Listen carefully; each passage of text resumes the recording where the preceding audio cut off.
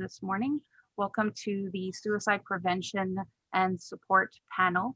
I have with me Alex Schendelman, who is a program manager, Suicide Survivor and Loss Program at the Toronto or Greater Toronto Distress Center, or Distress Center of Greater Toronto.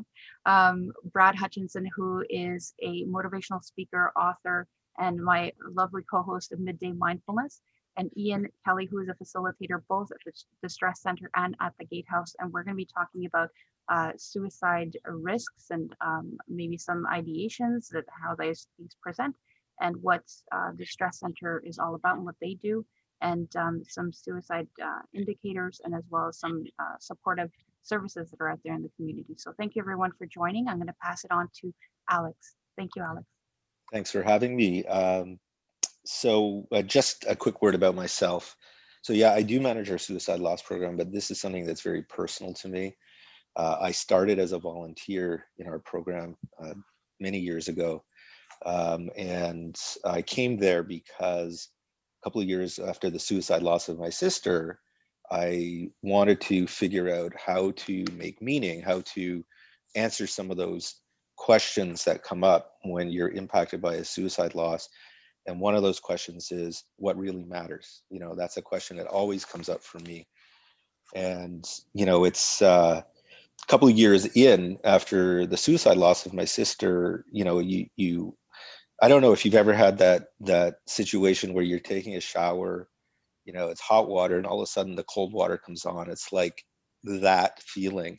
And I got to say that in essence, that was what it was like to come across the stress centers and the work that they do, because it began to answer so many of the questions, and it began to lead to other questions, of course, typical of the work that we do in this field. And so about Distress Centers of Greater Toronto, the broad aspect of what we do is suicide prevention, intervention, and postvention. And so I'm going to talk quite a bit about that, some terms as well, and about some of the risk factors that we deal with, as well as what we're seeing during COVID, because, you know, we certainly have noticed quite a change and elevation of risk during COVID, as well as mental health issues. So again, broadly, you know, we work with people who are dealing with distress, with crisis, which of course is self-defined, trauma, naturally, which is also self-defined. And, you know, those are, you know, the themes that come up of mental health and isolation, poverty, you know, unemployment, all those things that feed into a sense of distress in terms of trying to hear and being a place where the voices of those who are impacted, those who are most marginalized, can find a place. And so we began in 1967 as that place. We were the first 24-hour helpline in Canada. And the program that I work in, which is suicide loss and homicide loss, began a little bit later, as well as it was a pioneering service. So, you know, we talk about that idea that, you know, distress and crisis being on a continuum. And the things that we notice is that as you move from, you know, persistent distress to crisis, potentially to suicidal ideation or attempts, that what we see is that your ability to cope, your accessing of resources, and your accessing of supports becomes impacted.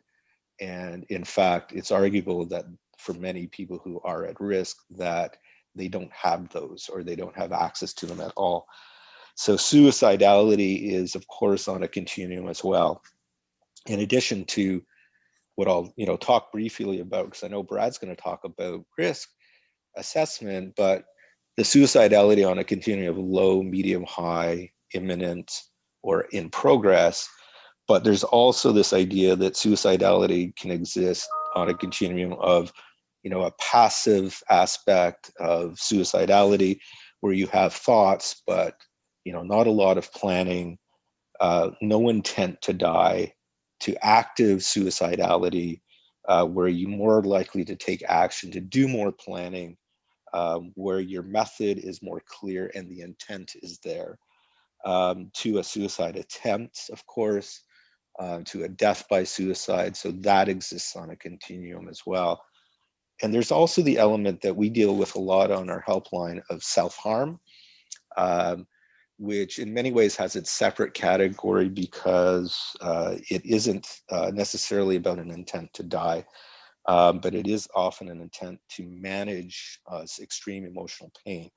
So self-injury, it's not suicidal intent. So I want to talk briefly about risk factors.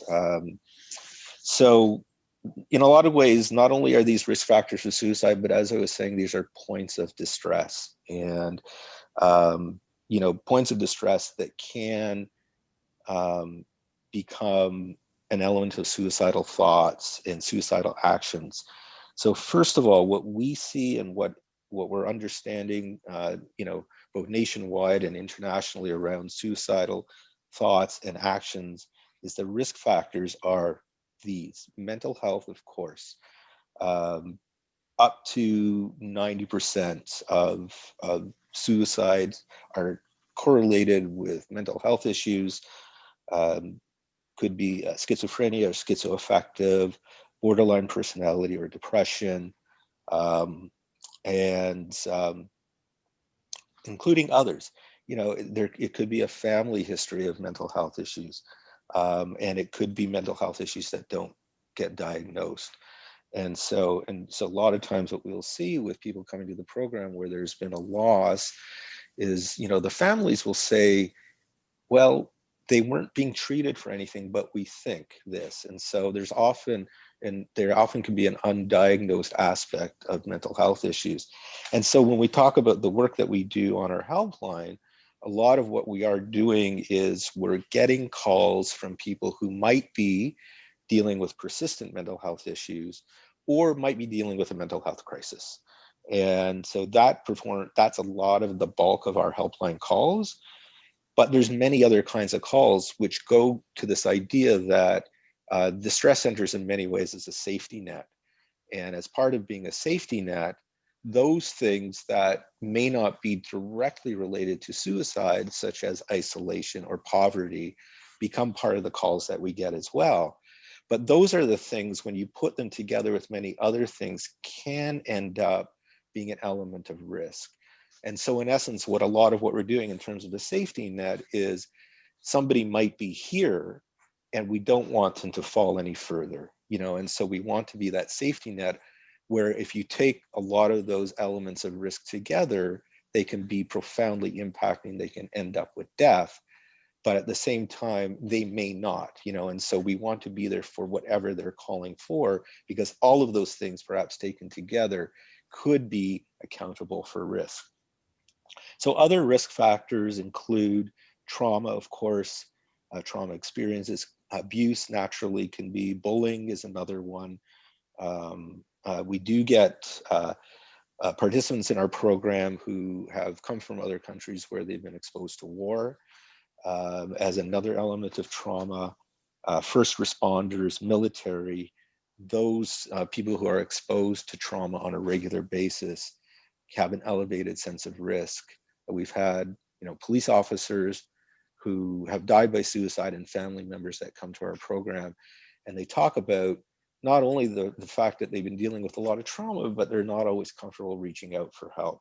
And so what we need is hopefully, certainly a more openness and a willingness to talk about those things, and a willingness within professional people who deal professionally with these things to allow people to reach out more. In addition to mental health and trauma, isolation, social issues are a lot of what we hear and are also very much implicated as an element of risk. So marginalized communities, trans communities, LGBTQ+, Indigenous communities, Northern communities, especially youth in Northern communities, and for some persons of color, marginalized communities in part, of course, because of ongoing issues with trauma, but also ongoing issues with not being able to access care and feeling isolated. Other risk factors, social and economic, job loss, precarious housing, physical issues like pain, suicide, loss, in the past is a high risk factor. And so, of course, that's part of why our program around suicide loss exists. Age, and not as well understood that older males are at higher risk, have higher numbers of suicides, and younger people in terms of risk in being the second leading cause of death amongst younger people. Substance use, incarceration, brain issues such as epilepsy and brain injuries, concussions can be an element of risk, and the impact of the media. We know that after the suicide of Robin Williams, that there was elevated suicide attempts and accessing of services. In schools, we see the same things, this idea of imitative suicides. And so the media can play a huge role in terms of both positive and negative in terms of how it can contribute to people's vulnerability and sense of risk. So, you know, other things to consider, you know, and this will feed into how we look at risk assessment. Emotional factors are critical here. Hopelessness, helplessness, feeling that you're a burden to others is a huge factor. Finally, being looked at as an important factor in risk assessment. Impulsiveness, feeling trapped, and access to means. I mean, one of the issues, of course, in the U.S. is how many suicides are related to gun, issues and the prevalence and access to guns. But anywhere here, if you're talking about doing safety planning with someone, one of the things that you always want to talk about is how to keep your environment safe. So access to those things that can be part of your suicidal planning, we want to help keep that place safe. And the absence of protective factors. And that's the other end of the end of the risk assessment, where you want to talk about protective factors. Other words are used like buffers, so protective factors or reasons to live that need to be both acknowledged and explored with somebody who is at risk. So things like, again, it's in a lot of ways, it's the opposite of many of those risk factors. So connectedness and belonging, socioeconomic issues, certain treatments, of course, can be a protective factor. Both dialectical behavioral therapy or CBT can be protective factors. Spirituality for some, sometimes values, the belief that taking your life is something that you can't do because it's a value of yours, that can be a protective factor. And it's important to, anytime you're having that conversation, to balance your conversations between risk and protection. And if you have that ongoing relationship with someone, to try and bring in protective factors that they've acknowledged in the past. So in Canada, there's 4,000 suicides every year. In the world, there's 800,000, which is a huge number. The truth is that, and this was acknowledged at one of the conferences that I attended, the truth is, despite all the money that we're pouring into research, despite all of our efforts, we're not really doing better. And that's really scary. And I think that we need to try and understand the things that are going to make a difference. And at some of those conferences, they talk about things like technology. How can we use technology to have an impact on people's risk levels? How can we leverage lived experience within those stories? Not only for suicide loss, but those who attempt suicide, how can they be part of those conversations? So we need to be doing better. In addition to the numbers of people that die by suicide, there's 20 times that who will attempt suicide. And so when you think about that, of course, many more people don't die by suicide than do. And what is the difference there? And that's an important question as well.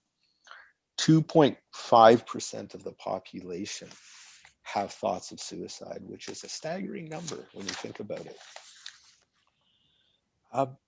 how to understand suicide. There's a lot of information that I'm giving here, and they could all be a topic for a single conversation.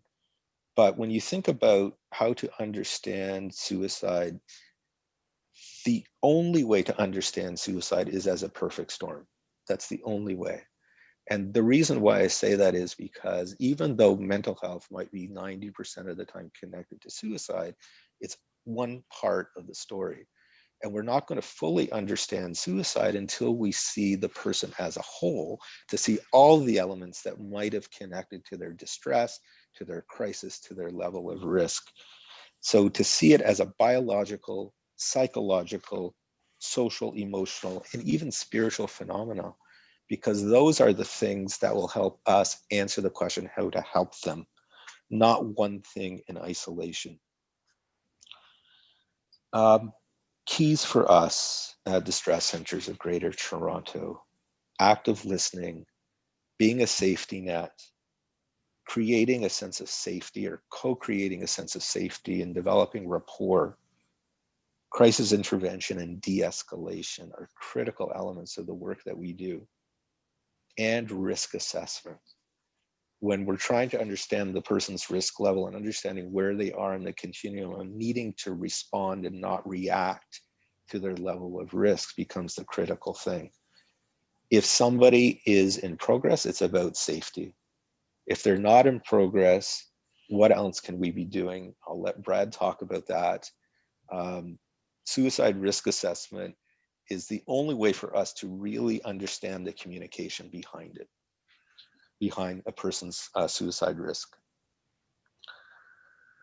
And when we do that, then we're in a position, do we need to make an emergency referral? That's something that we might have to do. Or through de-escalation, can we do safety planning with them? And sometimes that would be enough. Suicide loss is the other part of the other end of the continuum. That's the suicide postvention. And when we talk about postvention, we're talking about suicide prevention. Postvention is prevention. People who go through a suicide loss are overwhelmingly at higher risk to end their life by suicide versus other kinds of losses. And a lot of it is because of how enmeshed they were in the person's life, the preceding or other complications that might be activated because of the loss. They might have been dealing with their own mental health issues, with their own past traumas, and other long-term complications that can result with a suicide, including things like isolation, which is very commonly associated with suicide loss.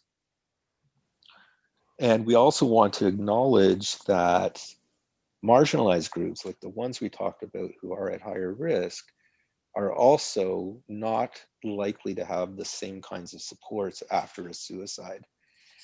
And this is, it's both really scary, and it's really disheartening that we haven't made inroads to helping those who are most impacted, both as they're at risk and as those who are dealing and picking up the pieces after their loss.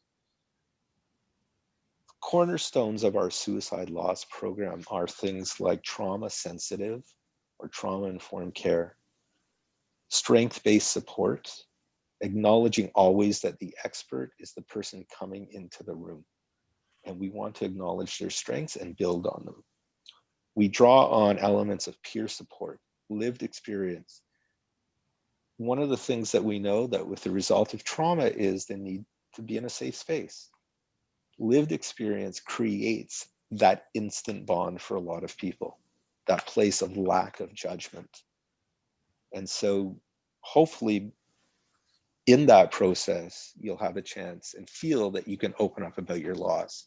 And what we know about peer support is that works. And we're seeing finally some great evidence-based work around peer support for mental health, for grief support generally, and for traumatic bereavement, because we're starting to understand what it does for reduced isolation and a sense of hopefulness. We also talk about how people adjust to their loss, how people access support, how they cope with their loss, how they remember the person, and how they, and what we want to do very often is witness the person, be a witness for just how awful this circumstance is. And sometimes that's all we need to be. COVID has been, so you talk about suicide being a perfect storm, and I'm going to use this phrase. I would like to say that I take credit for this phrase. It's been a perfect tsunami. And I just have to say that when you look at the impact of COVID, I have to say that 50% of our families coming to our suicide loss program have pointed to COVID as an underlying factor in the suicide loss, which is an astonishing percentage. COVID has done things to individuals who already are feeling precarious, who already are struggling to access supports, and a lot of those supports are taken away, who already are struggling about taking care of themselves, self-care issues, and now have reduced access and ability to take care of themselves. It is a perfect tsunami. What we are seeing on our helpline is an increased number of calls. We're also seeing a huge increase in the number of people attending our suicide and homicide loss programs. And in the US, what we are hearing is that there are a number of suicides that are going up considerably. So what we're seeing is that not only short term are we dealing with the impact of a crisis and what you could call a hidden pandemic, but we're also potentially seeing the long-term impact because people also cannot grieve properly. If people are at higher risk after suicide and cannot grieve properly, they're also going to have an elevated of risk later on. We rely on volunteers. I'm going to have a great conversation with one of our volunteers in a second. We rely on volunteers. They're the backbone of the work that we do. Without them, we wouldn't exist. We have 500 incredible volunteers in all of our programs. All of them go through a careful screening and training in order to be involved. For those with lived experience, it has to be at least 2 years since their loss. We take over 100,000 calls each year on our helpline. I really hope I'm okay with time here. I haven't been keeping track of it. And we see about 350 unique users in our survivor program every year. I just want to close about volunteers. There's been studies that clearly show, and one of the people who does this is Canadian Brian Mashera, that clearly show that volunteers are at least as good, if not better, than paid professionals in this line of work. And I see that all the time, and I see it, the messages that come back about our volunteers. So that's where I want to close. And now I really would like to have a conversation with one of our volunteers. So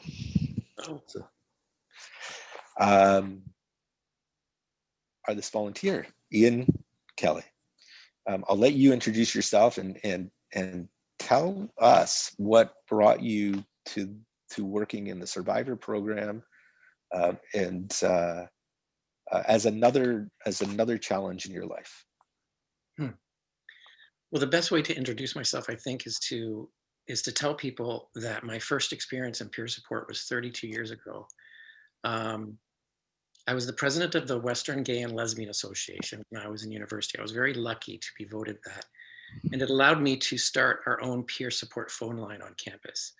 I had no idea what I was doing. And within weeks, our phone line was getting calls from the community all around. We had intended it just to be on campus, but that didn't work out. So it became quite a thing. And I learned so much there. From there, I did many other volunteer peer support positions, including the Distress Center. And so a couple years ago, after being with the Gatehouse for about 5 years, I wanted to do something more. And so I had such a great experience at the Distress Center that I went back to that website, and then I saw your program. And it just seemed like a challenge to me. And I pressed the apply now button instantly. And that's how it worked. And then I met you. And I have to say that I'm incredibly grateful, and many of our survivors are, because you've worked with quite a few since you've come in. Can you tell me a little bit about what do you find most rewarding about this work? The rewarding parts, then some of the positive outcomes that you've witnessed. Well, the most rewarding part of volunteering is it gives me a perspective that nothing else in my life gives me. I've noticed this especially in the last 6 to 8 months with COVID. No matter what's going on in my life, when I sit down to actively listen with a participant, my life shuts off.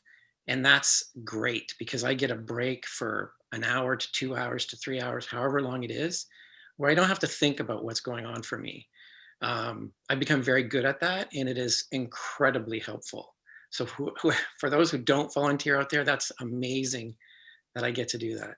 At this survivor program, we don't see people for very long. At the Gatehouse, it's like 15 or 16 weeks, but at your program, it's 8. So I don't get to see real resolution to trauma and grief in 8 weeks. But what I do get to see are participants discovering amazing insights into not only their grief and their trauma, but their lives in general. And that is very rewarding to see the change from week 1 to week 8. And I think it's always a positive outcome when somebody has somebody who will listen to them when no one else will. So I always feel good and useful in peer support, even when I just sit there and have no idea what to say. So, what's when you say about your perspective, I mean, can you compare that to your perspective at the Gatehouse at all? Your perspective. You said your perspective is that it allows your brain to shut off. Does that happen at the Gatehouse as well? Oh, absolutely. I think maybe even more so at the Gatehouse. I'm also a survivor of childhood sexual abuse, and I know that when I'm a volunteer there, it's not about me. And so my brain might go back to my past, but it's actually hasn't been that hard to keep it on to listening to the people in the room. There are more challenges at the Gatehouse, so I'm more actively listening. For those people out there who don't know what active listening is, I can't explain it, but it's hard work at the Gatehouse. And so the perspective is just as great as it is listening to somebody grieving in a traumatic loss. So yeah, it's the same. Yeah, I mean, you could argue, and certainly, the idea of companioning, which is commonly used in grief work, is so connected to this idea of active listening. And it's not that we're not doing anything. Sometimes there's this myth that by active listening you're just very passive and not doing anything. Part of it is that you are witnessing, but it's clear that you're actively engaged. And sometimes you'll say stuff, that will validate or normalize what they're going through. And it's really just people feel it's almost what I often call it is a communication of acceptance, for what people are experiencing. What about, challenges doing work with the Survivor of Suicide Loss program? Well, what I find in peer support, the number one challenge for me is always week number 1, or maybe week number 1 and 2. Going into a group or even with a one-on-one, I never know what I'm walking into. We don't know the person's story. I mean, on purpose, you don't tell us anything about what we're walking into. We know nothing. And it's pretty much the same at the Gatehouse. So we don't know the feelings and the emotions and the trauma that people are bringing in. We don't know where they're coming from. We don't know where they've been.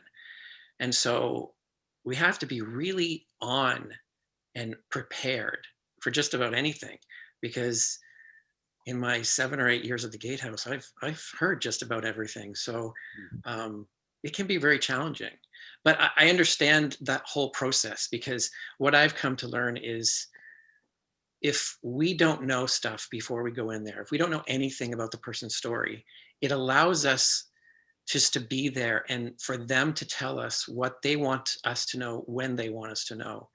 And it really has an effect of us being able to walk beside them in this process instead of trying to guide them or lead them or push them along. So it's a challenge, but I understand it, and it's actually very rewarding for the participants. It's almost like a companioning idea in many ways. Yes. Before we get to this, because you and I talked about some of the interesting differences between the Gatehouse and the Survivor program, but something that we didn't consider asking, and I'm just going to put it out there, is you work with often other people with lived experience. You volunteer with them, and you do a lot of volunteering yourself. I'm just going to ask, how do you take care of yourself in all of this? Well, as I explained about getting perspective, even volunteering is taking care of myself. You know that in the last couple of weeks, I have pretty much begged you for more participants to get me through this COVID thing. I don't want to lay in bed and watch Netflix and drink tea. For me, listening to people and being able to get out of my head and away from my own issues is self-care. So, I do nice things for myself all the time, but volunteering is a priority for me. It has been for 30 years, and it is part of my self-care. And that's a great message to volunteers. I mean, when you think about making meaning out of things, that whole point of this loss can't be in vain, and I mean, volunteering is a great way to address that for people. So thank you for that. You, in our conversation, you pointed to this an interesting differences between the Gatehouse and the Survivor program. Can you touch on that a bit? Yeah, there are differences. The number one difference between the Gatehouse and the Survivor program is the Gatehouse is historic trauma, and people are bringing in many, many years, often decades of coping mechanisms and struggles that they've had over the years because of that trauma, and are now finally dealing with it, wanting to resolve this trauma and move on. So that's a big difference, but there's so many similarities. One of the similarities it's hard to see right away is at the Gatehouse, we often hear people say, "I've never said that before," especially after deep share. And at the Suicide Survivor program, we hear, "I have nobody to talk to about this." And those two things are pretty much the same thing. They're people needing connection and needing to reach out to people and use a voice they've never used before, or they're not able to use. The number one thing that I've noticed at both programs, and I've been very lucky to volunteer with you to realize this, and this is something I've just learned from listening, is that people who come to the Gatehouse often talk about what brought them there. And it's a recent trauma of divorce, marriage breakdown, job loss, death of a parent, death of their abuser. And these things stir up old trauma. And at the Suicide Survivor program, though it's a recent trauma, so often people talk to us about being bullied or abused or bad things that happened to them throughout their life, especially in childhood, that they thought they put away. They thought they had dealt with, they put in a little box, they forgot about it. And now that they're going through a new trauma, it's all coming up again. The one way I like to put it, and what I've come to learn, is that dealing with trauma is like getting on a ride at a carnival. One of those rides where you get into a cage and they flip you upside down. It used to be called the zipper when I was young. I don't know what it's called now. So trauma can turn us upside down. It flips us around. We have no idea what way we're going or what way we want to go. But the most important part is when we're upside down, things fall out of our pockets. And for trauma survivors, quite often, that is past trauma, past feelings, past things that have stuck with them. Even things they might have thought they were over come out. So that's how they're similar to me. And that's how the Gatehouse and the Survivor program are quite similar to me. All I can say is that how amazing it's been to know you and to work with you, and I'm looking forward to continue that. Thanks. Thank you. Thank you, Alex. Thank you both for sharing. I'm going to pass it on to Brad, who's going to be giving us some of his insights. Thank you, Brad. Thank you, Ian and Alex and Maria. I want to start by actually stealing Alex's metaphor of the perfect storm and to put it into a context of suicide is a human condition. And it typically doesn't start with one thought.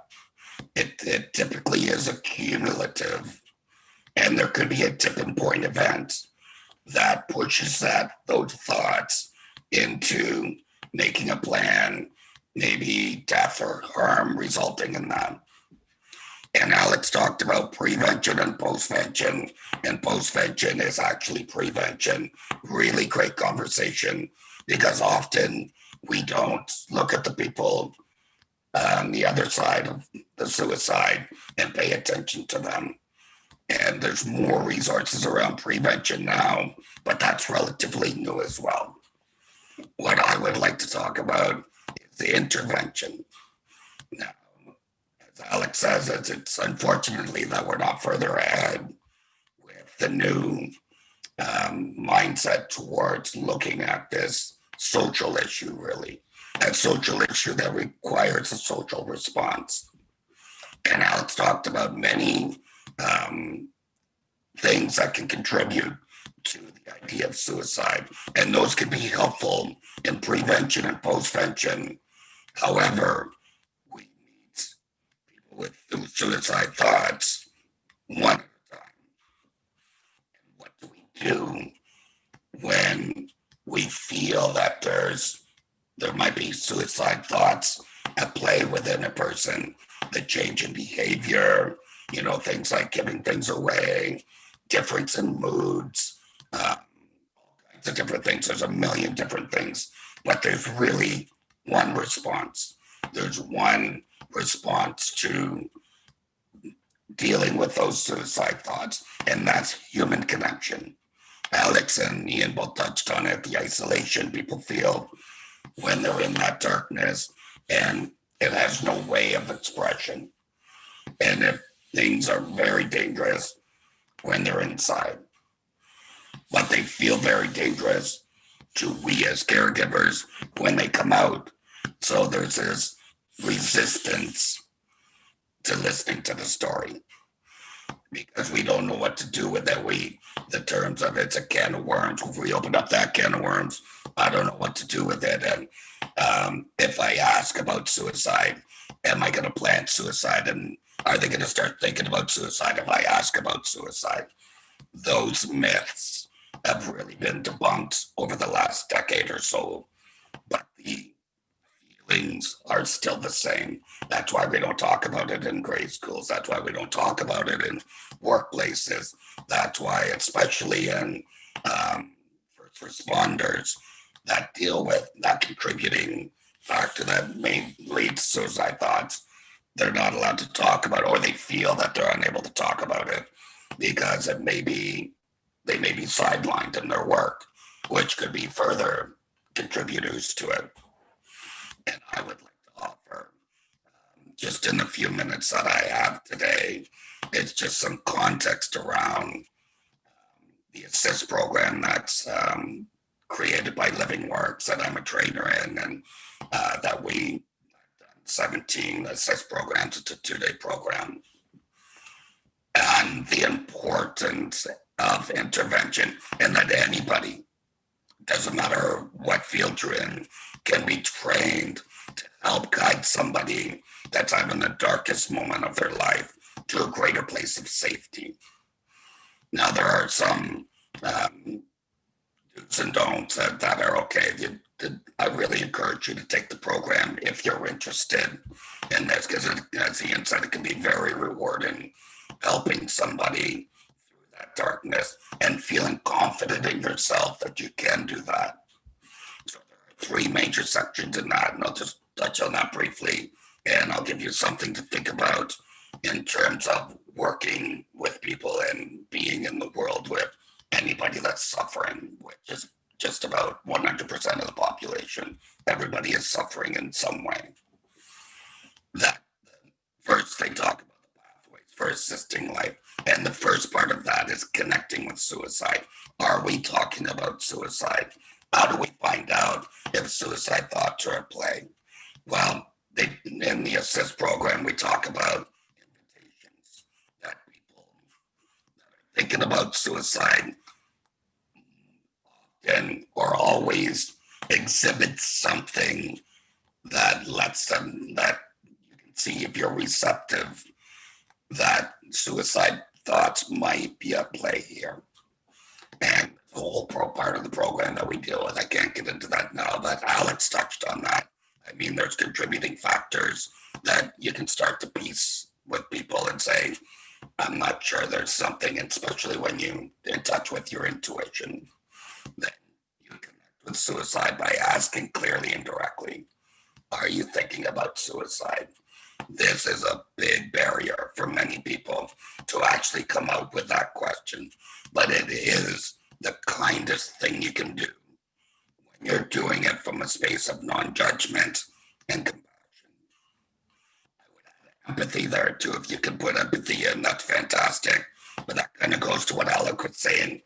If you have lived experience, you could probably empathize more with that. If you don't have lived with experience, compassion and non-judgment work very well for that story to come up. And that's kind of the second field in the assist is listening. We heard Ian and Alex talking about that.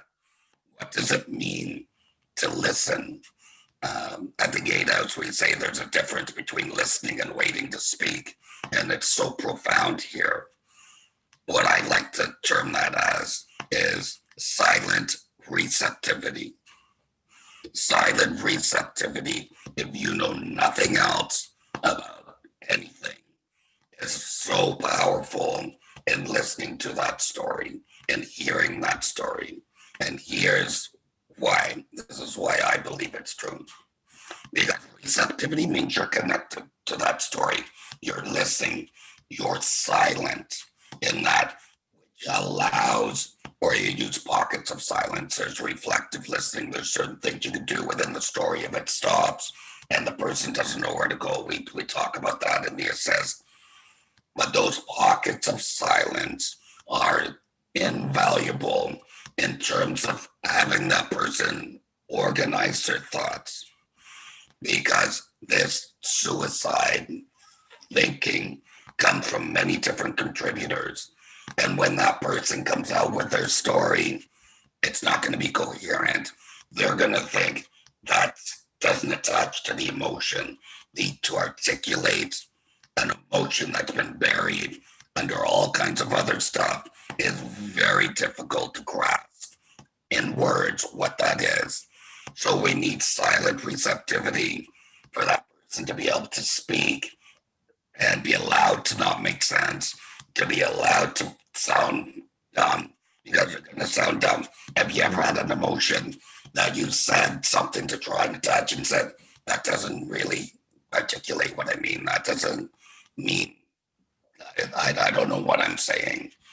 When you embrace silent receptivity under non-judgment, compassion, empathy, if you can, that story will find a grip and it will start to find its expression in words. But it takes time. It takes you being able to sit in that darkness, as it were, and listen to all of that pain.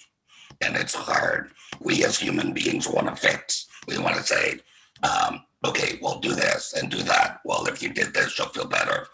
And the exact opposite is what's needed here, because the answer is within that person. It's not within you. And I find this every time we teach, we do this program with first responders, police, security people, medical staff. It's that they see the problem and they want to bring them to a place of safety right away. Often that means dragging that person to an isolation unit where they already feel alone and isolated. This is our typical response. What we want to do, if there are no safety concerns, that is, they haven't taken a bottle of pills, or we've found out that they haven't done anything to harm themselves or somebody else. We want to be in that story. We want to be in that story because within that story is light. Within that story is a life side that you're yearning to speak, that is buried under all of that pain and darkness. And when that life side starts to come up, that's when we as caregivers can say, okay, let's focus on what you said there. Could be a word, could be a phrase. There are really 4 categories that falls under, which we can't get into here. It's all part of the program of assist. But when our ears are trained, we can listen to that life side unconsciously often start to come up through the darkness of that story.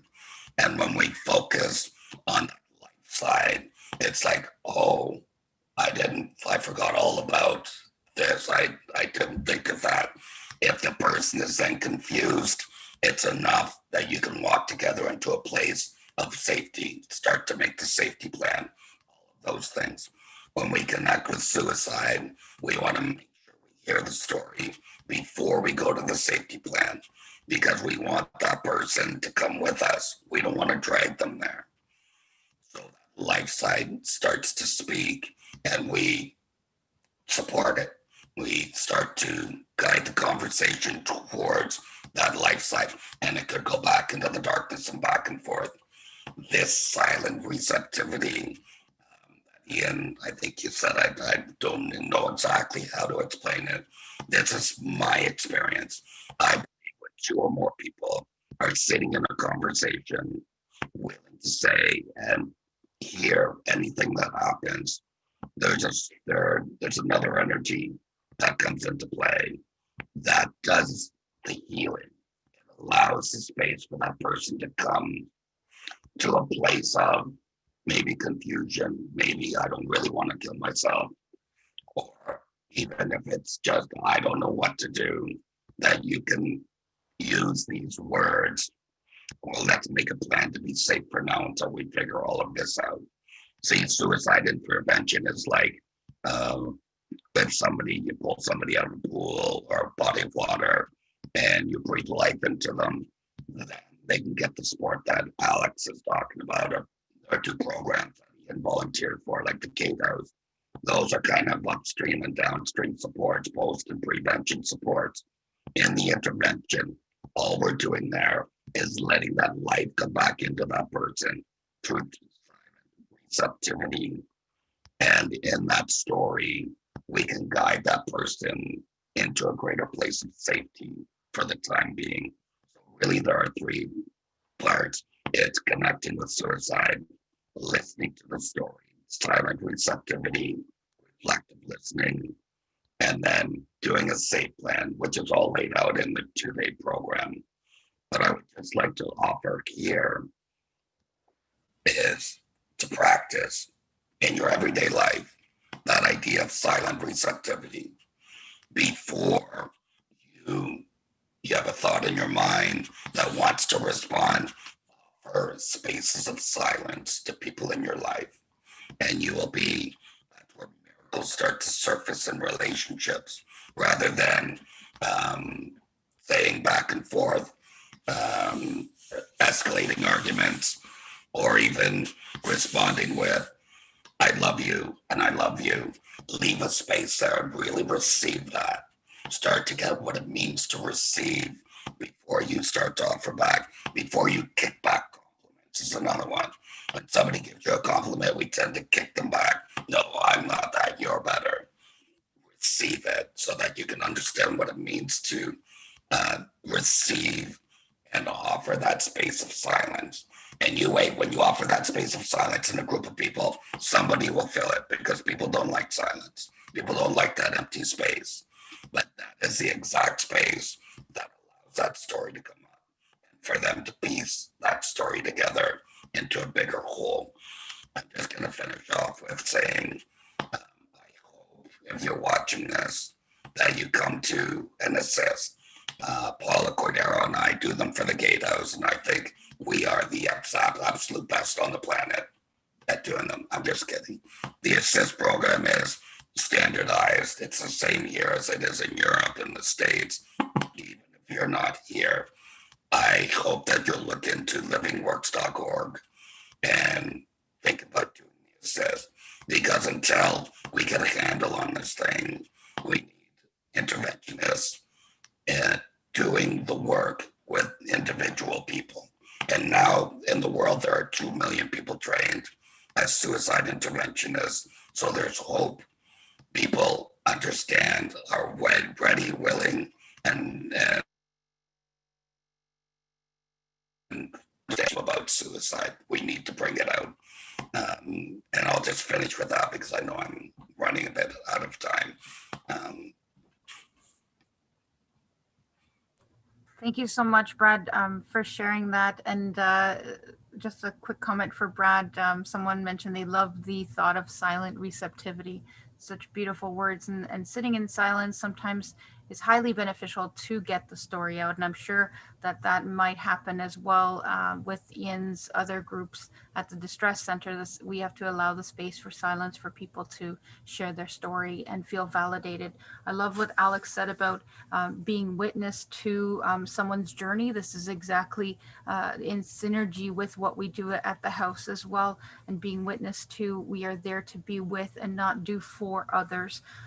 Really great information today, getting good comments in the comments section. Thanks for your beautiful words. I feel like this will help me a lot in the future. Thank you so much, Kay, for mentioning that. If anyone has questions, I know there was an earlier question. I think if Alex could maybe briefly comment on that. Someone had previously asked Alex if you had any stats on the Canadian experience with regard to suicide rates or increases maybe in the calls to the center within the last 6 months. I mean, we do know for our own center that there have been increases. It's somewhere in the 10 to 15% range, which, considering how many we get, that's substantial. And you know, in terms of across Canada, the Mental Health Commission and a couple other places have pointed to increases across. There's an organization called Distress and Crisis Ontario, which is also talked about across distress centers having an increase of calls. But the fact is that we also do calling out programs. And so those have had higher requests for call outs as well, which is also speaking to the elevated levels of fragility or vulnerability that we see. And our chat and text programs have been busier as well. In terms of suicide rates, I wish I could speak to that in Canada. You know, as I had mentioned before, it takes a little bit longer sometimes to get that information. But my sense is that it has been increasing. Sharing, Alex. Caroline was asking if we have any book recommendations for supporting someone with, and I'm assuming SI, suicide ideation. Books around suicidal ideation, you know what, I would really refer books on suicidal ideation. That's a difficult one. I really would refer them to training programs in that end, you know, such as ASSIST or other programs, because I mean, it depends on what the person is talking about. You know, if you're talking about some of the underlying factors such as mental health issues or addiction issues, there are books on that, but it really depends on what they're talking about. If it's general sort of on suicidal ideation, then I think one of the training programs might be a better source of information on that. Or, you know, to consult with some of the, you know, there's a couple of great, you know, websites in the US, the, you know, ASFP, the American something, suicide prevention, American Foundation of Suicide Prevention. They have some great downloadable information on suicide, and including suicide risk. CASP here in Canada, Canadian Association of Suicide Prevention, has some good downloadable information. AAS, the American Association of Suicidology, also has some good downloadable information. So those are some great places to understand things like risk, warning signs, how to respond to somebody who is at risk, those kinds of things. So I would go to those kinds of websites for that information, and not necessarily so much about books, because I find that they have a lot more up-to-date information on those sites. For sure. Thank you for sharing, Alex. And I know CAMH's website has some really good information here. So the Center for Addictions and Mental Health and the Canadian Mental Health Association website also has great information. And the Mental Health Commission of Canada as well. And then, like you said, if it's topical based, if we're talking about trauma, The Body Keeps the Score by Bessel van der Kolk is highly recommended read if you're dealing with either veterans or survivors of sexual assault. The Body Remembers is another book, and for the life of me, I can't remember the author right now. It's similar to The Body Keeps the Score, talking about body memories following sexual abuse. And for addictions, I highly recommend the work of Dr. Gabor Mate and his book In the Realm of Hungry Ghosts, if you're interested in reading up about that. There's also another book that I'm actually reading called Tweaked, which is the experience of an addict to methamphetamines. I'm really enjoying his autobiography and what he went through to get clean. So there's a lot of different discussions out there and resources. Absolutely. We have a comment: in some cultures it's taboo to talk about suicide. What are some strategies or approaches to use? So if anyone has any comments on that, I think Brad wants to speak. Yes, Brad, go ahead. We did have a person in one of our programs that said exactly that. In their culture, it was, you could not speak about it, but this person did the assist and became that person. And it's not advertised, but this person became a person that other people became known as a person that other people could come to and talk about that. That is a very real problem. The stigma, taboo in some cultures, even in our North American culture, it's still a very fearful thing to talk about. And so all I can really offer there is that just become that one person. That's one person that can be that for other people. And it's so powerful in a culture like that to have somebody like that, and you will find that you will probably save countless lives in terms of that. And you just don't advertise it. You keep it between. Even when there's like at the gatehouse, childhood sexual abuse, suicide, it's a confidential conversation unless there's a first response needed where you have to enact a response. Again, these are things that we talk about in the assist. If it's a story, and if you get that person to a place of safety with safeguards and safety aids in place, then that's a confidential conversation that you have, like I said, over the age of 18. But for you, I would just start to, if this is your experience, is what you're doing here is fantastic. And just to get more information, come to the assist, learn how you can be something of a resource in your community. Thanks for sharing, Brad. And I just want to add to that, that Living Works also developed a program that is totally self-directed. It's called Living Works Start. It's $35. There is a link on our website. If you go to thegatehouse.org, there's an article in our news section about Living Works Start. You click on that link and then you can start to practice as well, get some of the language that's needed to initiate a conversation in a very gentle way to get people to open up and share their story with you so they're not self-harming. So if you go to thegatehouse.org, you'll see under the news section, Living Works Start, click on that link to start your journey. If you want to learn a little bit more of what language is appropriate, that program, self-directed, you can finish it in about an hour and a half. I know I did for myself, and I also have the Assist Suicide Intervention training. But again, it was a good refresher for me because we are supporting people who have trauma history at the Gatehouse and higher risk for suicidality, suicide behaviors. We have learned not recently actually that survivors of childhood sexual abuse are 3 times more likely to self-harm or complete suicide. So really, you are saving and transforming lives. I want to thank everyone again for being here today. I'm going to switch it back to the gallery view here so you can see our wonderful panelists, Brad Hutchinson, Alex Schendelman from the Distress Centers of Greater Toronto, Ian Kelly, who's both a facilitator at the Gatehouse and at the Distress Center of Greater Toronto. Thank you everyone for being here. To the attendees, there will be a survey that will be emailed to you as well. We would love to hear about your experience, and people are saying wonderful presentation. Apparently Brad Duncan still loves your humor, so that's a good thing. Thank you everyone. Have a safe and wonderful day. Again, you can catch this on our social media channels on YouTube at the Gatehouse and on our Facebook pages. They are recorded and shared there. Thanks everyone. Have a safe day. Thank you everyone for being here. Thank you.